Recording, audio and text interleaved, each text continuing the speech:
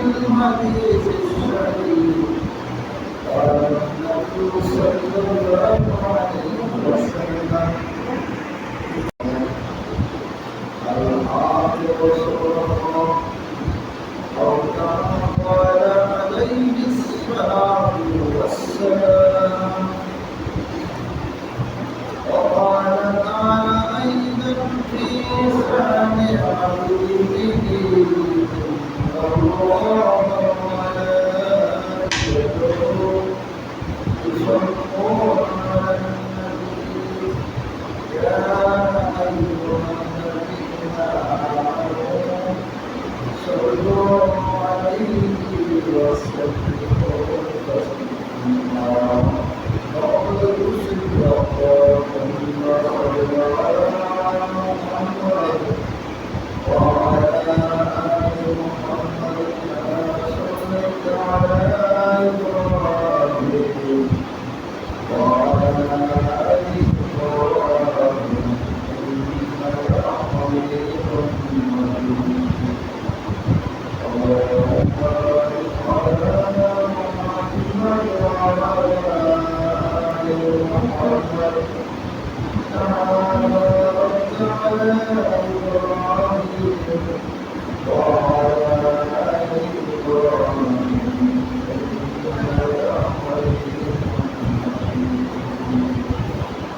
السلام عليكم ورحمة الله وبركاته. وعليكم السلام. আল্লাহ সুবহানাহু ওয়া তাআলা কোটি শুকরিয়া আল্লাহ তাআলা আমাদেরকে আল্লাহর অগণিত নিয়ামত দিয়ে রহমত করেছেন। আল্লাহ সুবহানাহু ওয়া তাআলা সাথে সাথে আমাদের মুসলমানদের জন্মের তৌফিক দিয়েছেন এবং আল্লাহর রাসূলের আশা তৌফিক দিয়েছেন বলে আলহামদুলিল্লাহ। দুর্গচারা বিশ্ব মানবতার বিষয় নবীদের সম্মান বিশ্ব মানবতার মুক্তি বিষয়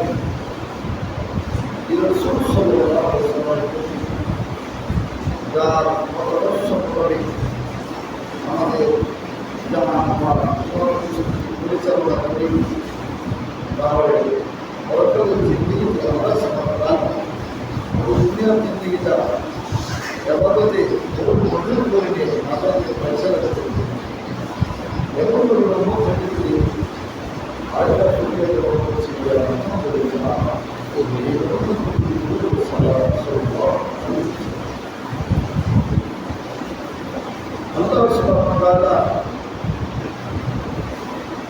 আজকের উৎপাদিত যে আলোচনা আছে আমাদের ময়দানে যে উপরে আজকে আল্লাহ তাআলা হুকুম আমাদের ইবাদত করে ইবাদত মানে তার সাথে গোলামি যেমন আমরা আমাদের বড় কাজ তার যে মানুষটা বেসতে কিনতে মাপতে সব কিছু পাবে আমাদের বলতো হয়তো সন্ধ্যায় কিন্তু আমাদের এখানে থাকে তারপরে তার কিছু স্বাধীনতা থাকে যে আপনি শুরু কিন্তু এই যে একটা শ্রমিক বদলা কাজের যেও কিন্তু কিরকম রকম আমাদের কিন্তু সে তার মামাটা ঠিক মতো দেয় আরেকদিন নয় যে না এ ঠিক মতো চলে না আর আমরা অবাক খারাপ করে দিন আল্লাহ বলেন যে আমি তোমাদের এবার জন্য আনিছি এবার কোনো দাসত্ব করে তুমি আমার তার গোলাম চাকর। আমি যা বলছি আমার নবীজি যেইভাবে দেখাই দিয়ে গেছে এইভাবে তোমার নিজের জীবনটা আয় ব্যয় পরিবার পরিজন সমাজ দেয় এভাবে পরিচালনার জন্য আল্লাহর সাথে আকর্ষণ করে চেষ্টা করবা তখন তোমার কাজকর্ম ব্যবসা বাণিজ্য খেয়াল খামার কৃষি চাকরি বাকরি ন্যায় নীতি তখন করবা চাকরি করবা।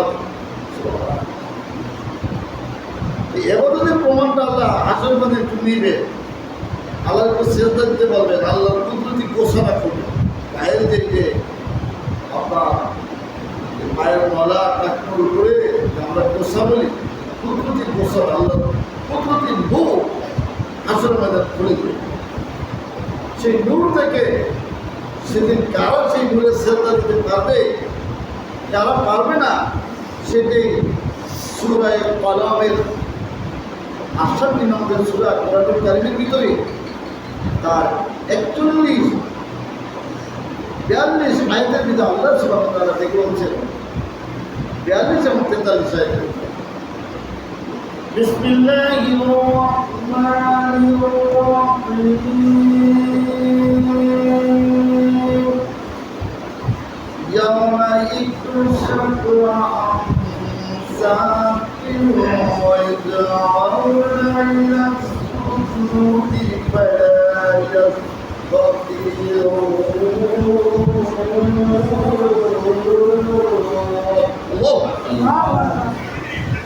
আল্লাহ সুবহানাহু দেখে বলেন, বান্দারে, তোমার এই দিনের পরে আরেকটা দিন আসবে, আসলে ময়দানে তোমাকে দাঁড়াইতে হবে, নিচের তামার জমি মাথার দিন করে ছোট মাথার চুলটা টাস টাস করে খেতে দে, নাক মুখে বরফ করে গড়িয়ে গড়িয়ে পড়তে থাকবে। সবারই আপনার আমার দাঁড়াইতে হবে, নবী রাসূল ওলি গাউস কুতুব মুমিন বেঈমান কাফের নেককার গুনাহগার সবারই হাসর ময়দানে দাঁড়াইতে হবে। এই খেয়ালটা করে একটু সকাল বিকাল যখনই পারে একটু খেয়াল করে কান্নাকাটি করবেন, আল্লাহ আমি কেমন করব। জজ সাহেবের কাছে যদি আপনার মামলা থাকে, সেই জায়গায় কত তদবির করে দান, কত দোয়া করতে থাকে না, আরে না জানি আবার আমার বেলটা খাইতে দেয়। সুতরাং এরকম বয়সে দুনিয়াতে যদি কান্নাকাটি কোনো ব্যক্তি করে, শ্রেণীর লোক কার্যাবলী নিচ্ছে সাহেবাবি, তাদের ভিতরে 7 নম্বর সিরিয়াল বলে দেখা আল্লাহ খালিয়ান ফাকাদান আইনা। এই ব্যক্তি মহতের কথা স্মরণ করে, কবরের কথা স্মরণ করে, আসল বিধান পৌঁছিরাতের কথা স্মরণ করে, আল্লাহ সুবহানাহু ওয়া তাআলার ভয়ে কান্নাকাটি করে, চক্ষু দিয়ে পানি পড়ে, আর এই বয়সে পাপের কাজ করতে পারে না, আল্লাহর হুকুম ছাড়তে পারে না, আল্লাহর হুকুম পালন নামাজ পড়বে এবং ওই নামাজটাকে মজবুত করার জন্য মহব্বত করার চেষ্টা করবে। যখন যে বাইরে যায় মাঠে কাটে আল্লাহর জিকির, আল্লাহ শুকর পূজার বান্দা হইতে চেষ্টা করবে, আল্লাহ আমি কি করি না করি, তুমি যদি আমার হাসন ময়দানে না দাও সবই জানো, তোমার দেখ সব দেখ ঘরের ভিতরে সিসি ক্যামেরার ভিতরে সব করতে আছে। ওই জানে গেলে যেই বান্দা এই দুনিয়াতে পাপের কাজ ছাড়ে নেকের কাজ করে ইবাদত করে, ওই বান্দা আল্লাহ প্রিয় হইয়া যায়। আর যেই বান্দা এই দুনিয়াতে আসিয়া নিজের মনের পূজা করে, অর্থাৎ মনে যা চায় তাই করে, মনে চাই যে নামাজ যখন করতে যায় কে করতে যায় না, মনে চাই যে রোজা কে রাখে রাখতে যায় না, মনে চাই যে হারাম খেলাধুলার ভিতরে যা একটা দাম হলে তাও ওটা না আমার ভালো লাগে না, মনে চাই যে গল্প গুজব ব্যবহার ভিতরে লিপ্ত হয়ে থাকে, নামাজ জিকিরাজ করে সুযোগ পায় না। আল্লাহ সুবহানাহু ওয়া তাআলা যেদিন একটা কুদরতি পরীক্ষা করবেন হাসরের ময়দানে, আল্লাহ পায়ের গোসার নূর হাসরের ময়দানে ছেড়ে দিবে। ওই জামানাইরা সুজুদি, আল্লাহ নারী পুরুষ সবাই ডাক দিয়া বলবেন আমার একটা সেজদা দে। ও ভাইরা, সেজদা বড় দামি, সেজদা তো মহেদা তুমি খাইরুম মিনাত দুনিয়া মা ফিহা। এই ব্যক্তি আল্লাহ রাব্বুল খুশির জন্য সেজদা করে, ওই একটা সেজদার দাম আসমানের জমিনে যা আছে তার চেয়েও বেশি দামি। আর এই সেজদাটা কিন্তু ওযু ছাড়া করতে পারে না। এই যে ওযুগুলি করি, সুন্দর করে ওযুর জায়গাগুলি ধোয়, ওযুর জায়গাগুলো পরিষ্কার পরিচ্ছন্ন করে নামাজের জন্য, ওই ওযুর জায়গাটা হাসরের ময়দানে নূর চমকাইবে। আর যারা ওযু করে নাই, নামাজও করে নাই, তাদের হাসরের ময়দানে ওই জায়গাগুলো এসিড মারা হয়ে যাইবে, পৃথিবী দুনিয়াতে আর কি বৃষ্টি হয়ে আছে, আরো অনেক বৃষ্টি তাকে দেখা যাইবে।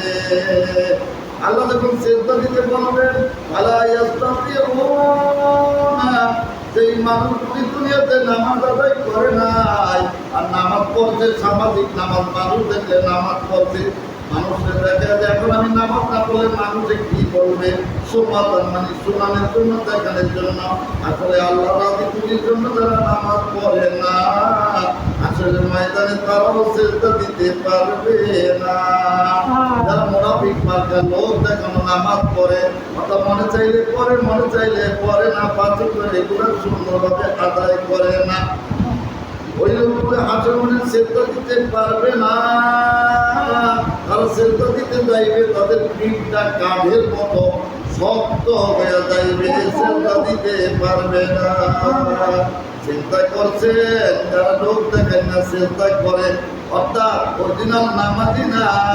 এখন আমি নামাজ না বলে মানুষ কি বলে, অরিজিনাল নামাজি যারা, তারা যদি জামাত ছুঁইতেও যায়, একা বাড়িতে পড়লেও পড়বে, একটু বিভিন্ন ব্যস্ততায় ছিল তারপর সে করে, অর্থাৎ সাহায্য চেষ্টা পর্যন্ত সে নামাজ টাইম পেলে করে দিবার, টাইমকেও চেষ্টা করলে অবশ্যই হবে।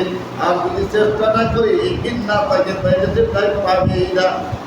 সুতরাং ও নারীরা, পুরুষেরা, ও মুসলমান যুবক যুবতীরা, ও মা বোনেরা, আজকে তুমি একটু খাওয়া পড়ার জন্য ঘর বিক্রি করতে বাঁচার জন্য হয়তো একটা ঘর করলেন, বিল্ডিং করলেন, এগুলিতে থাকার জন্য টাকা পয়সা রোজগারের জন্য বিভিন্ন ফসলাদির পিছনে, বিভিন্ন খাদ্যের পিছনে সময় ব্যয় করেন, নামাজটা আদায় করেন না।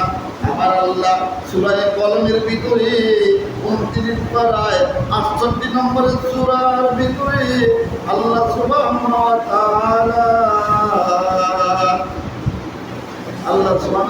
সূরা কলমের ভিতরে বলে দিচ্ছেন যে জায়গারাই এই দুনিয়াতে তুমি 5 ওয়াক্ত নামাজ আমি আল্লাহর ভয়, আমার রাজি খুশির জন্য পড়ো না।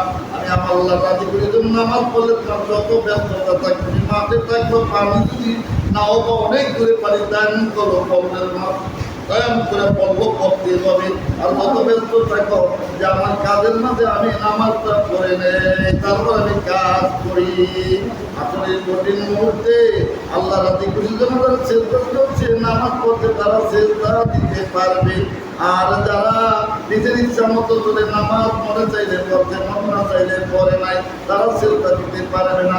শুধু তাই নাই, বদরের টাইমে যারা নামাজ ছেড়ে ঘুমাইয়ার থেকে বিশ্বনবী সাল্লাল্লাহু দেখলেন, দেখলেন একদল নারী পুরুষেরা ঘুমাইয়া রয়েছে, সুন্দর চেহারা, হঠাৎ করে বিরাট আকারের পাথর তাদের দিয়ে মারছে।